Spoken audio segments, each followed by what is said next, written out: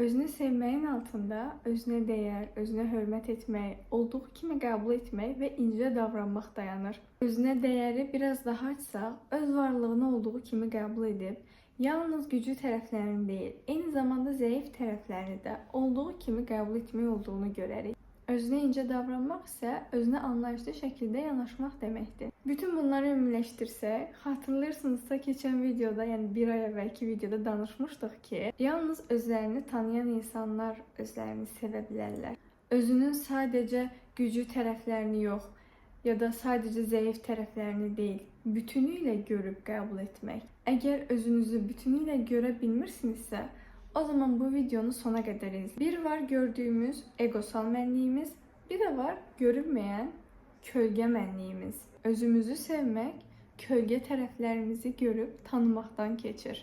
Daxilimizdə, özümüzdə bastırdığımız, özümüzdə sevmədiyimiz, görmək istəmədiyimiz, yaşadığımız hər şeyi itələdiyimiz kölgə mənliyimizdir. Kölgə mənliyimiz özündə uşaqlıq travmalarımızı, bizim etdiyimiz pis şeyləri, edib utandığımız şeyləri daşıyır. Kölgə tərəflərinizi görmək istəyirsinizsə, o zaman özünüzə cavablamaq istəmədiyiniz suallar verin. Məsələn, mən sizə bu videoda bir neçə nümunələr verəcəm.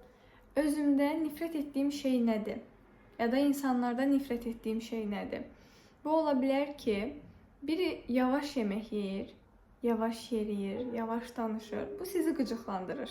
Amma əslində burada özünüzün bir yansımasını görürsünüz. Bu mövzuda özüm də çox təcrübə yaşadığım üçün rahatlıqla bu nümunələri verə bilirəm. Hətta sadəcə pis tərəflərimizi deyil, eyni zamanda yaxşı tərəflərimizin də yansımasını görə bilirik. Bir başqa sual, ən çox nədən, hansı duyğudan qaçırsınız və nə üçün qaçdığınızı düşünün. Sizi davamlı narahat edən tənqid hansıdır?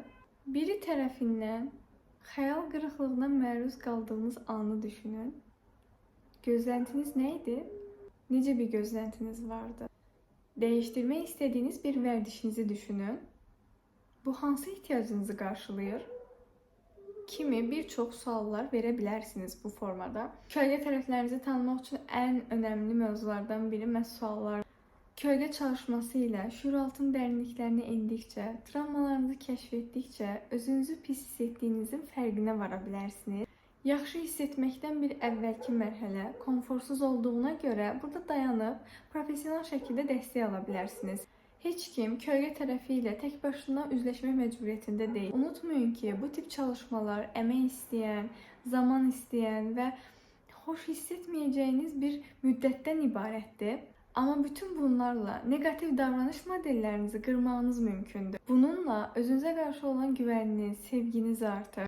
Tamamilə özünüzü azad hiss edirsiniz. Özünüzdə gücsüz gördüyünüz tərəflərinizi yenidən qazanaraq güclü yanlara dönüşdürürsünüz. Nə qədər özümüzü sevməyin sehirli bir şəkildə baş verdiyini düşünsək də əslində bu belə deyil. Bugün özünü sevməyə başlamaq demək, özünə çox yüklənməmək, kiçik şeylərin böyük dəyişikliklər yarada biləcəyinə inanmaq demək. Və unutmayın, bu zaman ərzində doğru ya da yanlış yoxdur.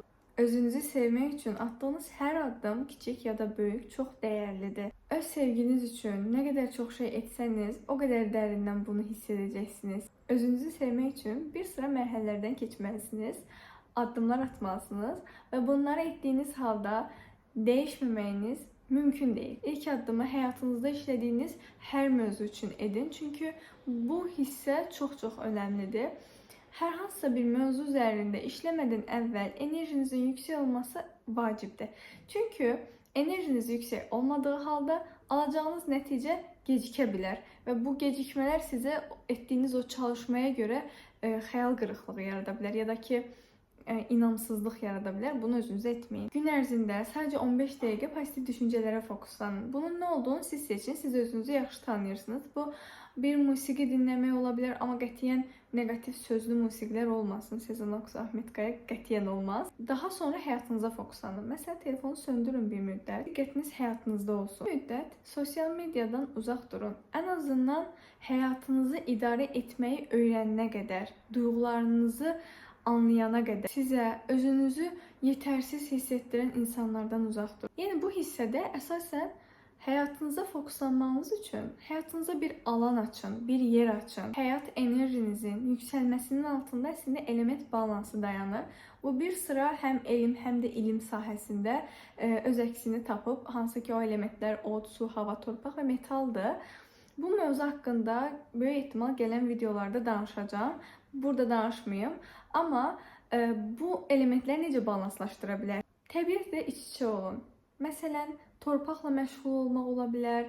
Həyatınızda əgər varsa belə bir marağınız, hobiniz, və yaxud da ki su kənarında zaman keçirmək, təbiət içərisində gəzmək, bunları edə bilərsiniz. Bir sonraki mərhələlərdə özünü qəbul etmək, yox deməyi bacarmaq və sevgini yaymaq dayanır. Özünü qəbul etmək hissəsini videonun başında danışdığımız kölgə tərəfimizlə mümkündür. Yox deməyi bacarmaq, sənin həyatının sərhədlərinin var olduğunun fərqindəsənmi, bunu göstərir. Məsələn, xəyal et ki, həyatının bir qapısı var. Buradan nələrin keçməyini istəyirsən, həyatına bax, nələrin keçməyinə icazə vermisən. O qapıdan gözəl şeylərmi keçsin istəyirsən, yoxsa hər şeymi keçsin istəyirsən? Sənin həyatının sərhədləri harda başlayıb, harda bitir?